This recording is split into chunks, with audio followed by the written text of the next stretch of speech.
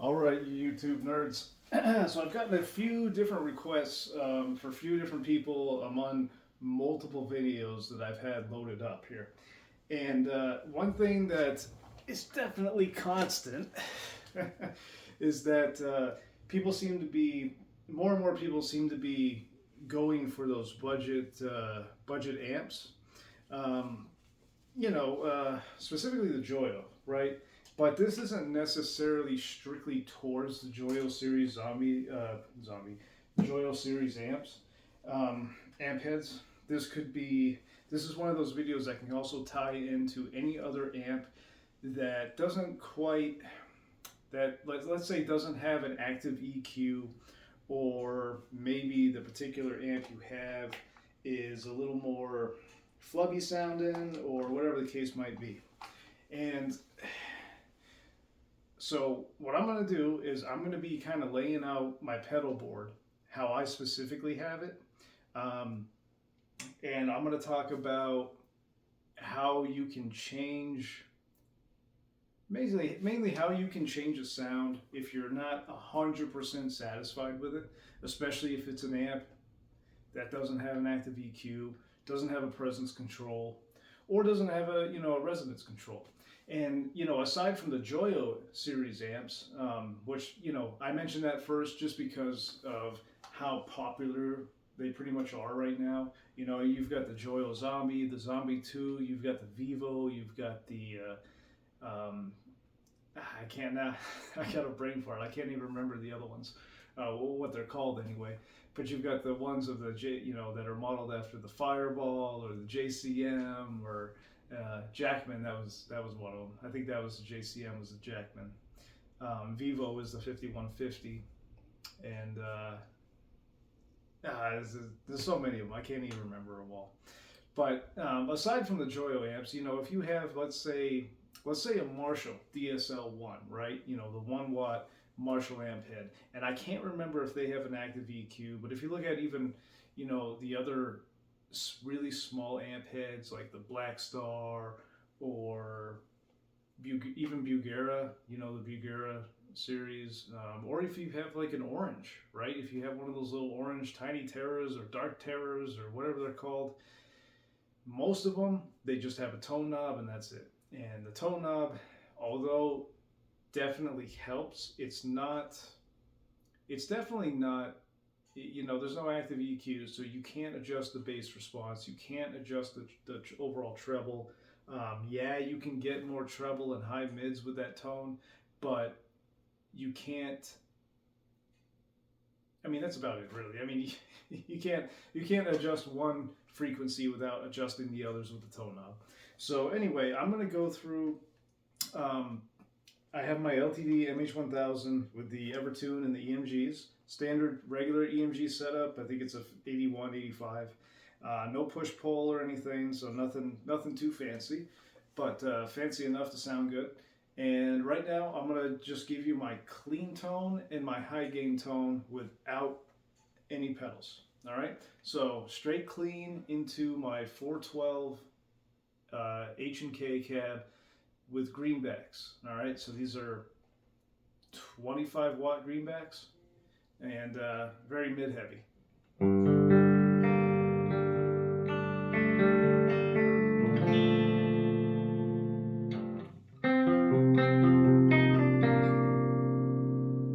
All right, and just for the sake of argument, I'll use both pickups, middle position.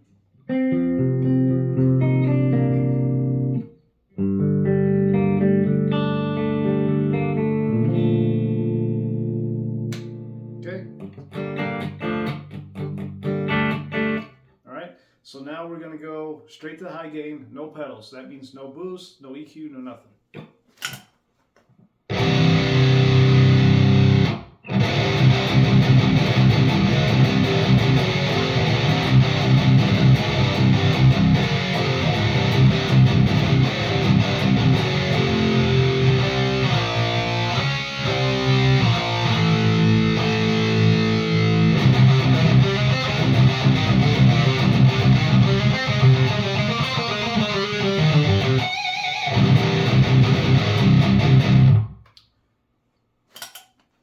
Okay, so right off the bat, you may or may not be able to tell in the video, but the high gain channel, even through the mid-focused greenback speakers, the high gain is a little flubby. It's not as sharp.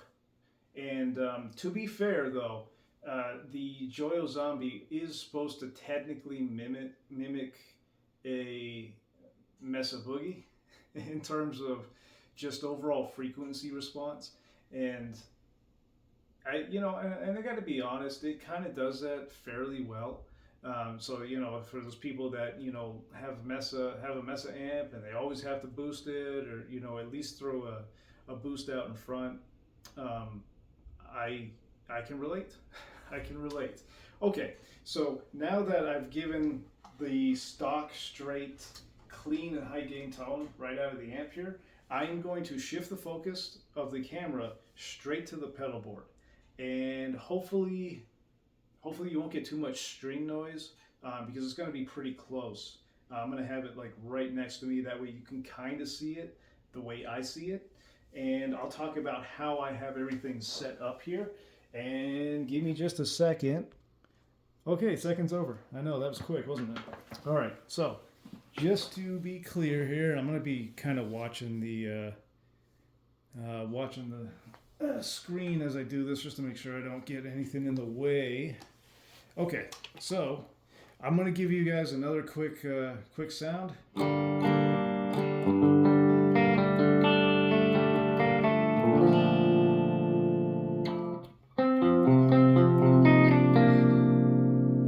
Okay, and I'm going to leave it, that was on the bridge pickup. I'm going to leave it on the bridge pickup for the rest of this video. All right, now I'm going to do just a high gain.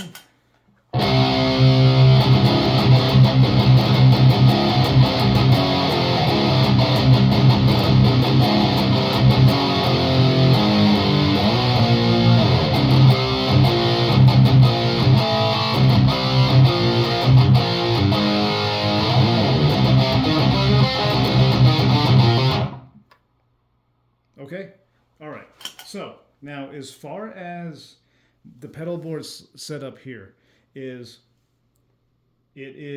pretty much almost everything is going right to left here. Okay, so right to left, we've got the tuner. It's very important to have the tuner first. There are some exceptions depending on what other pedals you have going on here. So for an example, if you're using something like, let's say, a Digitech drop pedal, you can put that first or second, really. A lot of people will put it first just because they want to verify with the tuner that the drop pedal is actually accurately working. So anything that's similar to that, you can have either first or second. And just for kind of like a spoiler alert, I am most likely going to have a drop pedal on this board within the next probably couple months. I'm not in any hurry to get one, but to be honest, they're kind of cool. Anyway, so again, tuner first. From there, like I said, right to left, tuner. I have a Joyo Vintage Overdrive pedal. Now this one is functioning mainly as a boost pedal, so the volume's all the way up. Hopefully you guys can see that. Maybe I can zoom in just a little more. Yeah, so the volume is all the way up. The drive is completely down at 0. Tone is pretty much to taste, but generally speaking, if you're using an overdrive as a boost, you probably want the tone most likely somewhere between the 10 o'clock and 2 o'clock range on the dial. With me there, I'm about 12:30, give or take. All right, from there, going from the overdrive or boost pedal, I'm going straight over to modulation, which in this case, this is the Colleen Devilfish. And as far as I know, this is the only brand that actually makes a pedal like this. But it's actually both delay and chorus in separate foot switch buttons. Typically, for the best, most pure sound when it comes to modulation effects, you're actually supposed to have that in the loop of an amp, which is fine and all, but I've found that if I don't have it, if I'm not using an amp that if I'm using an amp and it doesn't have a foot switchable effects loop, then I don't really like it. I'd rather have it on the pedal board. As long as you make sure that it's after your tuner and drive pedal. Aside from that, or just have it straight in the middle between two or three other pedals on each side. I found that that's the best position. Okay.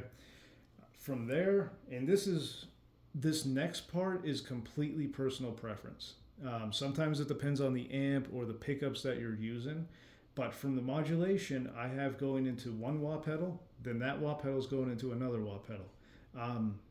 And I don't know, I might have mentioned this in one of my videos, but the reason I have two wah pedals is one's for straight leads. The other one is if I'm doing rhythm work that requires something other than just straight rhythm. So, but anyway, from there, I have it shooting up to the noise gate. In this case, I have a decimator, an ISP decimator 2. That might actually end up changing, and not by much. But what I may end up doing is I might keep these three pedals in line here. I have the tuner, boost, modulation. I might go from the modulation straight to the noise gate, and then have the two wah pedals in the chain last. Again, that's only because different pickups and different amps will receive the signal a little differently and respond to it a little differently. So now you're probably wondering, well, wait a minute, you got this other fucking pedal here, Jared, what the hell are you doing? So this is the EQ pedal, and I think I've mentioned it multiple times. I think I actually have a demo of this somewhere loaded up from probably last year at some point. This is a Joyo. I know it seems like I'm becoming a Joyo spokesman, but honestly, they make really good equipment for really good prices. I mean, the only problem I've ever had with a Joyo was their wireless system. They can't make a wireless system to save their lives. But hey, you know what? Aside from that, I haven't had any real complaints. Okay, but anyway, so this is the 6-band EQ pedal, 6-band equalizer from Joyo that I have. I actually have this in the loop right now. Yes, you can technically put it on the pedal board, but when you're adjusting a signal that's already going through so much modulation as it travels from pedal to pedal to pedal, having an EQ pedal, it doesn't necessarily hurt the signal, but it can color it more than what you're planning on. With the Joyo Zombie, I've got an EQ, I've got an effects loop, and having an EQ pedal is fantastic for depending on what speakers you're using. Most of the time, if I'm using this 412 with the greenback speakers, I don't feel like I need the EQ. I need the boost for the high gain. Aside from that, I don't feel like I need to EQ anything out. But here's the thing. I have my 212 H&K cab with vintage 30s at the main studio right now. And I can tell you for sure that if I ever bring it home and I hook up the Zombie to it, I definitely need the EQ pedal because there is way too much bass and low mids going on that I have to cut it out. So let's talk about why. And I have to definitely use the boost. But let's talk about how and why we're using the EQ, all right? So what I'm going to do is I'm not going to do a whole bunch of talking here. I'm going to try to put this in a way you can kind of see what's going on. Okay, just in case you guys can't see, with a 6-band EQ, these are going to be the frequencies that you can adjust. 100, 200, 400, 800, 1K, and 3K. So, and those are the main frequencies in guitar. You know, you've got guys that'll throw in a 10-band EQ and they say it's the best thing in the world. It allows you to dial in your sound. I have to respectfully disagree. I think a 10-band EQ is a waste of space and it's a waste of money, especially when a lot of them cost over $100. They don't really change the sound that much. They don't change it in a way that it doesn't affect anything other than the EQ, right? So you can't adjust compression. You can't adjust compression. You can't adjust attack. You can't adjust any frequency blending. Okay, they're only EQ pedal, guys. It's only an EQ pedal, guys. It's not the one and do all. Okay, so we're gonna go. I'm gonna keep it on clean. I'm gonna adjust a few different frequencies. I'm only gonna go 2 at a time. So what I'm gonna do is I'm gonna adjust the bass with the 2 frequencies here. I'm gonna adjust the mids with the 2 frequency scrollers here, sliders, excuse me, and then I'm gonna adjust the treble and presence. So just so you guys know, anything over 2K is more or less, or I'm sorry, yeah, anything over 2K is considered a presence control. And I'll show you that more so when I'm playing high gain. For now,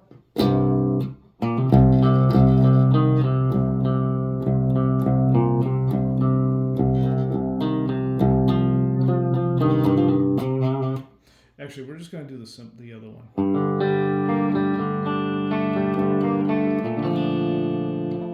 Okay, so let's turn up the bass.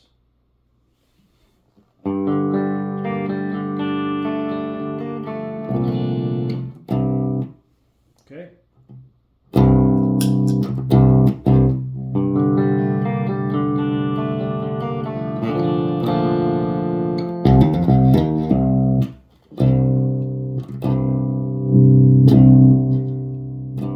Okay, so mids.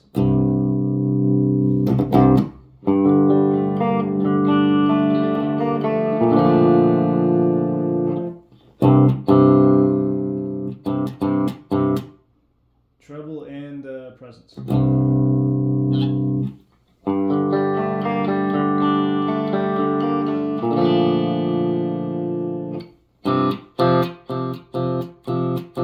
Now, if you adjust all the frequencies, I want to point out it is not the same as, how should I put it? It's not the same as a volume control. You can't technically use an EQ pedal as a boost.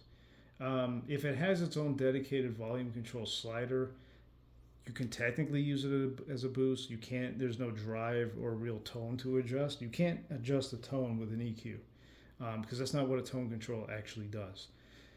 I'm trying to not make this a super long video, so I'm not even going to go into any more specs as far as tone knobs go, but just kind of as an FYI. Okay. High gain. So I'm going to turn the EQ pedal off. Well, actually, no, it's all level right now. It's all back to even, so it's not doing anything. Okay, high gain, and then I'm going to hit the overdrive pedal without the, actually, I'll turn this off to avoid confusion. High gain, and then I'll turn the overdrive off.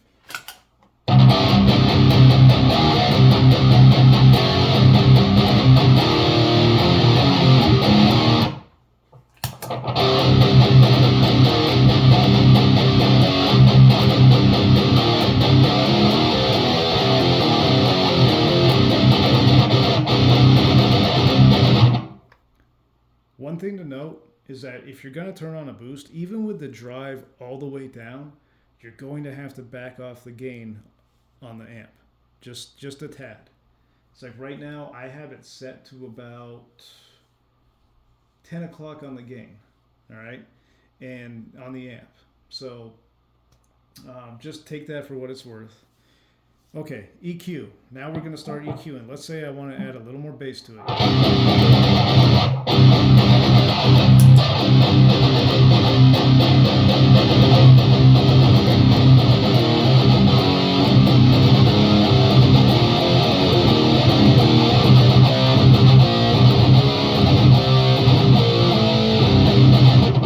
Okay, that's a lot of bass. Or if I need to take some down, right?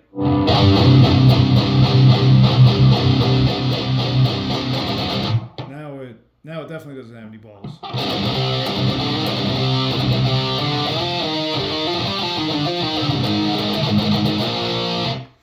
For those of you death metal guys. Okay, now let's say I want to scoop the mids. Well, let's start by raising the mids.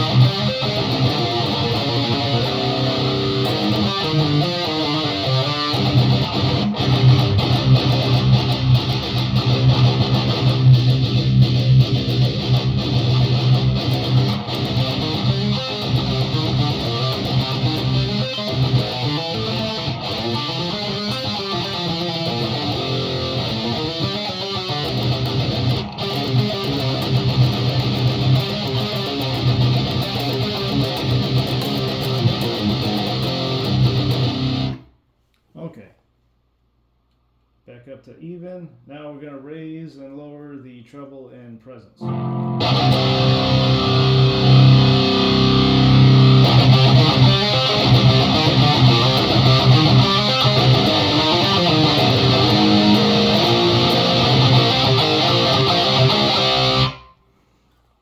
Okay.